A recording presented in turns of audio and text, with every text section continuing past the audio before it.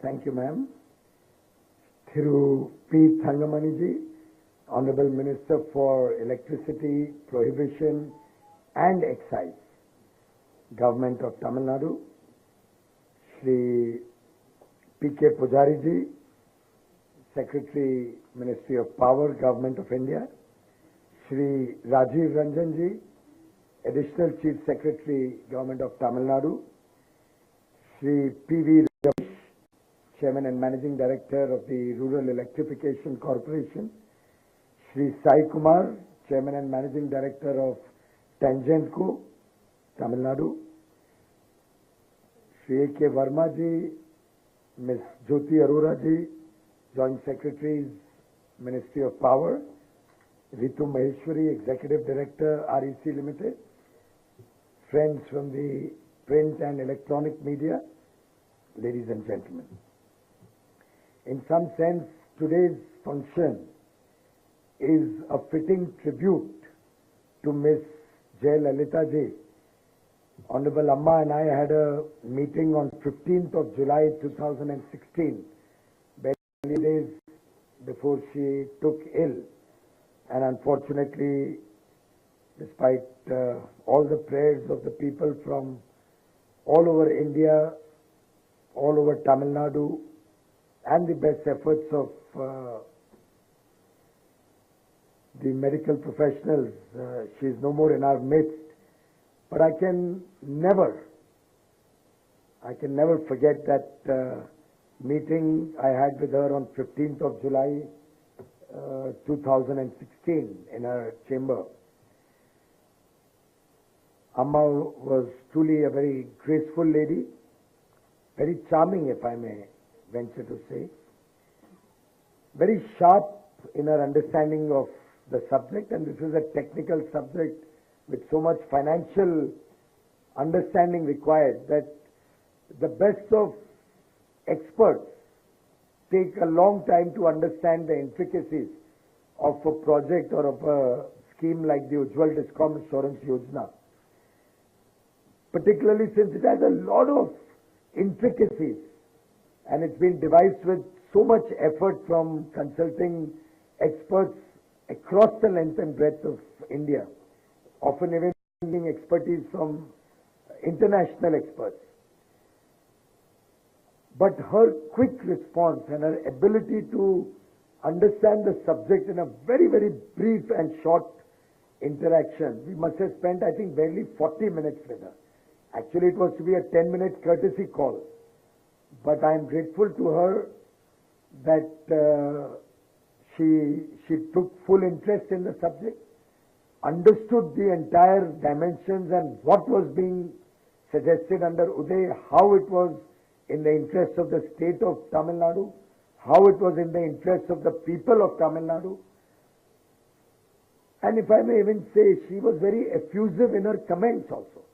Some of the officers, I think, Mr. Ranjan, you were there, Thangmaniji, you were also there. Some of the comments that she made in that meeting, even referring to me, I think I'll never forget in my whole life. Because I may not have heard that much comment from my own wife. Chalo, wife se to one doesn't expect, but even from my own leader. Ever. The kind of warmth and the kind of comments she gave in that meeting. And she directed Mr. Paneerselvam, then Finance Minister, and team of ministers and officials to take up the discussions further. And I'm extremely delighted that under the leadership of Mr. Paneerselvam, Chief Minister, they have continued this dialogue, taken it to its logical end. And as I said, this is a true Shraddhanjali to Honorable Amma.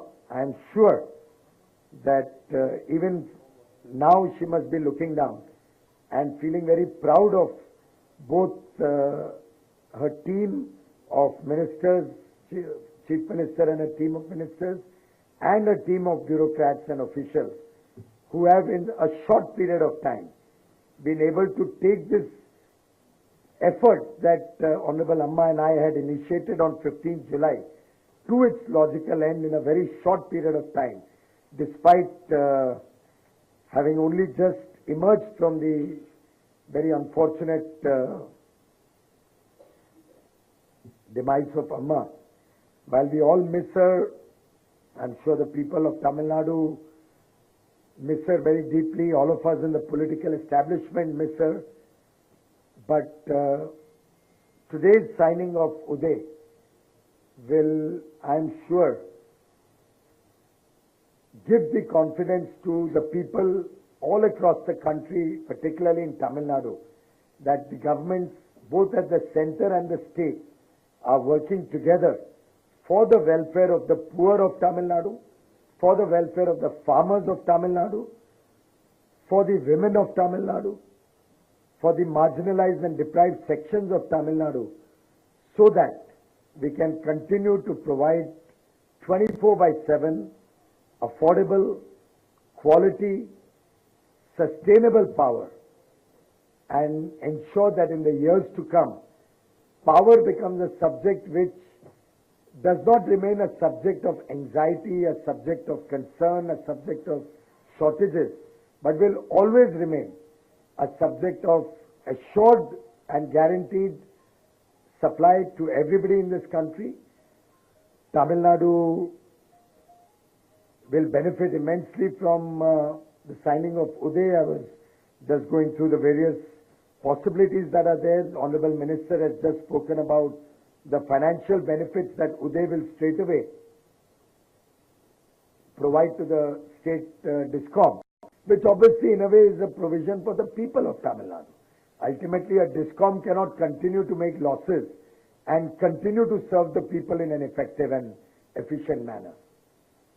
But apart from the financial benefits and the reduction in interest, there will be other benefits in terms of helping the governments work together to take better quality infrastructure in the state. We are shortly coming out with a new policy to encourage states which perform well under UDAY, so that they get additional support from government and government-related schemes as the feeders and distribution meters get a smart meter replaced by smart meters. As everybody's homes and offices get replaced with smart meters, I'm sure that will help to further improve the operating efficiency and bring down AT&C losses in the state. The Ujala Yojana, which helps to take LED bulbs and tube lights, LED tube lights to everybody in the state, also energy efficient fans, will also help people to reduce their electricity bills.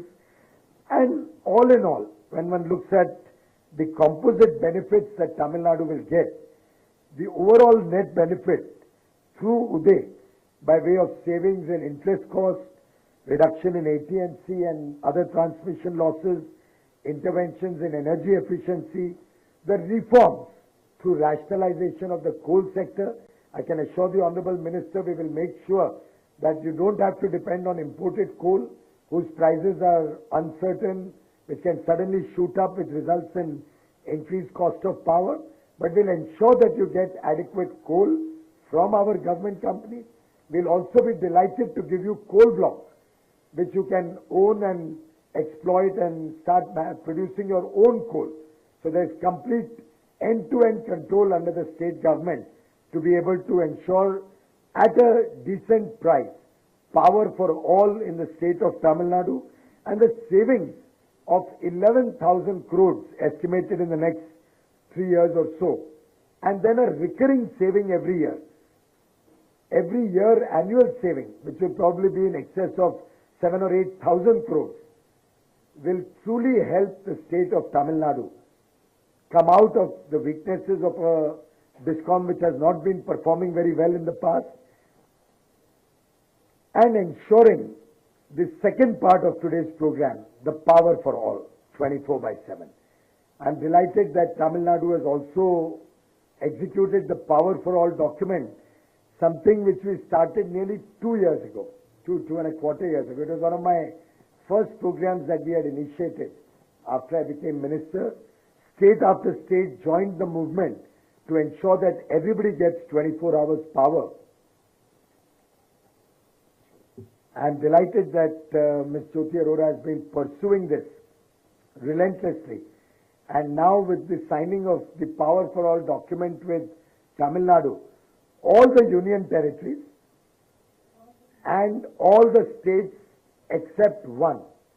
Now I am unfortunately not allowed to take that name for reasons that you all understand, but the entire country now desires that their people, that their citizens, that their industry, that their commercial offices, everybody should get 24 by hours assured supply. Farmers should get adequate supply, except possibly one state. I don't understand the logic behind that, but maybe I'm sure wise counsel will prevail maybe in 2 months' time, and we will be able to get that last state also on board very soon. So I do hope before Ms. Jyoti Arora gets promoted as additional secretary, she will complete this task and then only go. But clearly this effort to take power for all across the country, 24 by 7, supported by the excellent work that the UDAY team has done to ensure that the entire country becomes a part of the reform process in the distribution sector. And I must compliment my colleague Mr. Verma, both of Jyoti and Mr. Verma working under the leadership of Mr. P.K. Pujari, Secretary, to have brought now over 92%, as we were informed, of the total debt on board on the UDAY scheme. In fact, frankly, my own calculations seem to suggest that it may be more than 92%. But the good news is that at least 2 more states are actively working with the Power Ministry. So while today is an auspicious number, 21, today is our 21st UDAY document, hopefully 2 more will be executed quickly. I'm going to Kerala on the 12th of January for the Digidhan Mela there, and also I have a program with the government of Kerala. Why don't you have a chat with them to see if we can execute it on the 12th in Kerala? But even otherwise, let's try and complete the Kerala document and the Sikkim document quickly. After which we'll really be left with only one state again. So, of course, probably that state will also have to rise above political considerations and look at what is good for the people of their state. After all, it can't be that every state in the country, every union territory in the country finds merit in UDAY except one state in the entire country. Similarly, I can't for the life of me understand what is holding back one state from joining the Power for All document or Power for All initiative, unless you don't want to give power 24 by 7 or you don't want to give power to all your citizens. That's really something which is beyond my understanding.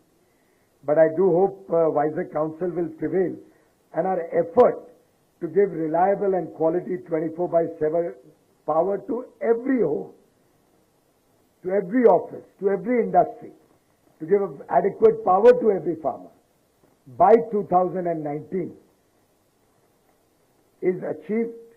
We will not be able to do it without that state coming on board, and I do hope the people of that state also who desire electricity, who want electricity, who are yearning for an electricity connection, will hopefully take wise decisions and will be in a position to give power 24 by 7 also to the nearly 2 crore family, there are about 4 crore families in that state and nearly 1.8 crore families who don't even have an electricity connection. Our effort is to take power to everybody across the length and breadth of the country. And I certainly would not be able to sleep at night peacefully if I still have nearly 2 crore people, 2 crore families, 10 crore people who are deprived of electricity.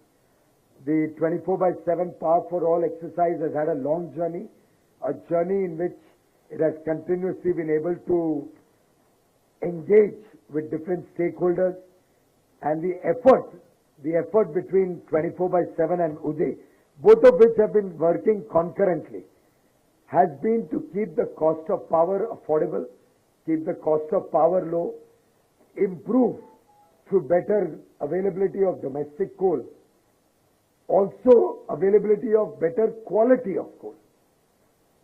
After all, the other day somebody sent a note which was very critical of my working and seeming to suggest that I must be a useless minister, that thermal power generation has gone up by 6 or 7% each year that I have been in government. But why the output of coal has not gone up this year? It's probably growing at only 1% so far in this year. Now that was being suggested, and I was thinking to myself that what is the level of ignorance and naivety that a lot of people have, that they cannot see the writing on the wall, that with the massive reform in the coal sector and the improvements of working and quality in coal, how we have been able to bring down the consumption of coal in this country successfully, improve the station heat rate of all the power plants, so that the cost of power actually reduced, probably for the first time in this nation's history. I remember I don't know if the officials or the Honorable Minister from Tamil Nadu remember the days when South India used to pay double-digit numbers, 10 rupees, 11 rupees, sometimes I'm told even more than that, to buy every unit of electricity. More than 10, 11 rupees for every unit of electricity. And today we have progressed to a stage where all of you are, I'm sure, monitoring and making sure that my work is being carried out efficiently, because otherwise you can write an article about it. But today, as we speak, power is available in Tamil Nadu in the peak hour, daytime, at 3 rupees 50 paisa right now. And in most days I have been observing, and I monitor this rate regularly, it is under 3 rupees, in 2 rupees, 2 rupees 50, 2 rupees 70 paisa. In fact, I think that may be a good document to generate every month and send to me. The price of power across the regions. But I don't think it has ever gone up beyond 3.5, 3.75 in the last probably 9 months or 1 year. 1 year now. It will be a 15-minute slot. The average is actually 2 rupees 50 paisa. You're right. I didn't see that figure. For the nation, and the full day average clearing house price on the power exchange is only 2 rupees 50 paisa. So our effort collectively, in conjunction with all the states, all the government companies, the PSUs and the private sector, has been to work to bring about comprehensive improvements, to bring about change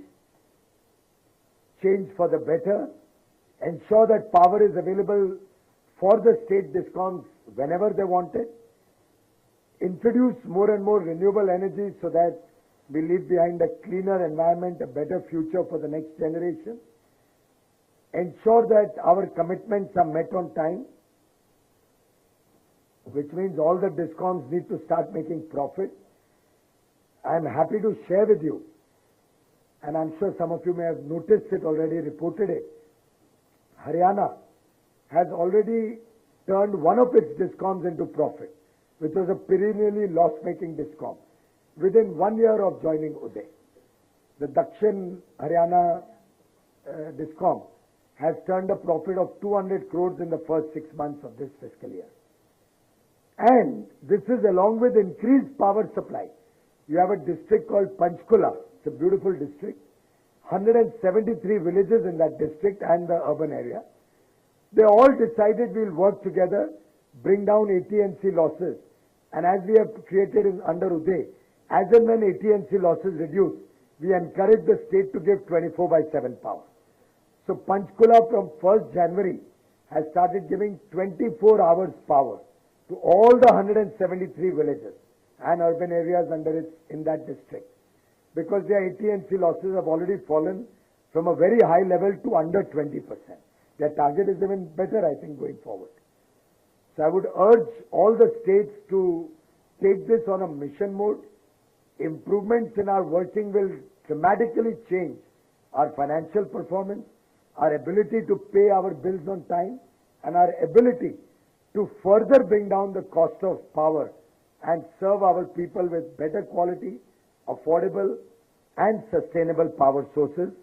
My compliments to all the colleagues in the Ministry of Power, in the Rural Electrification Corporation, in the Power Finance Company, all my Navratnas and Maharatnas, NTPC, NHPC, all the various companies, the regulator of the power sector who has been a proactive and extremely supportive element to make sure the power sector works smoothly and systematically.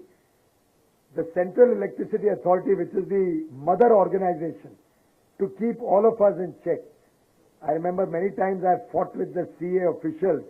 Why can't you do this more liberal, that more liberal? But they maintain the integrity of the grid, they maintain the technology levels and don't even allow me to go haywire sometimes. But very proud of the work that the Central Electricity Authority, the Grid Transmission Controller, POSOCO, another organization with whom I've had enough fights in the old days of shortages, to let loose the N-1 criteria, take a little risk, but allow me to transmit more power to South India to bring down their rates. But they also stood their ground, forced me to perform better in the transmission sector and take more transmission to South India so that your power cost can be kept reasonable. All in all, it's been a collective effort of the entire team. Equally important effort of, I think, the state governments and their distribution companies or PSUs. Equally important effort of the media, who has kept us on our toes, often a pat in the back, often even critical news items, all of which are welcome because it helps us keep our work under check, helps us perform better and look to perform better in the days to come. But most importantly, I think the 21st and auspicious signing of UDAY, and as I said, almost covering now the entire state, another 2 more will come in soon. So we'll be left with 1 state under UDAY, 1 state under Power for All, both for reasons which are extraneous to the well-being of the power sector. इसमें से ऐसा कोई भी कारण नहीं है जिसकी वजह से एक स्टेट पीएफए नहीं साइन कर रहा है, एक स्टेट उदय नहीं साइन कर रहा है. कारण सिर्फ राजनीतिक है, दुर्भाग्य से. It's a political reason that these 2 documents may possibly remain, but I do hope that we'll be able to overcome this political opposition also. One, maybe I will have to use a little bit more of my charm to get one done. The other, the people of the state will have to use their sagacity and good sense to sort out their problem. But between the 2, I do hope that we can once again assemble in my favorite destination, Ashoka Hotel, to celebrate 100% buy-in of our various schemes. Obviously, now the job moves for both the distribution sector and the regulatory team, and of course for all of us assembled here, to ensure that we actually monitor the performance of these various programs, ensure that we reach the benefits to the people of the country across the length and breadth of the country, ensure that we in government live up to our commitments, which we have also made. It's the first time central government is also signing a document. We are not pushing the burden only on the state or the DISCOM. We are taking a lot of responsibility also. And I'd like to assure you, Honorable Minister and your colleagues, we stand committed to wiping out the losses of Tangentco at the fastest possible time without any significant burden on the people of Tamil Nadu. I am confident that just like Haryana has been able to turn around, just like I see Rajasthan making some outstanding progress under UDAY. I think our team is going to Rajasthan tomorrow for some very high-level serious discussions post my meeting with the Chief Minister day before yesterday. But each state is really committed to serving their people. They are working hard, and the central government, under the leadership of Prime Minister Modi, will not let any stone unturned, will not rest for a minute unless we can ensure that every household in this country gets connected with electricity, unless we can ensure that everybody gets in their homes, in their offices, in their businesses, in their factories, 24/7 power, unless we can ensure that every farmer in this country gets adequate power to till his land, I can assure all of you that none of us will rest, none of us will rest on documentation, none of us will rest on any laurels that we may have received from all of you so far, but will work relentlessly to pursue the dream of Honorable Prime Minister Shri Narendra Modi, power for all, 24/7, affordable, quality and sustainable power for all. Thank you very much.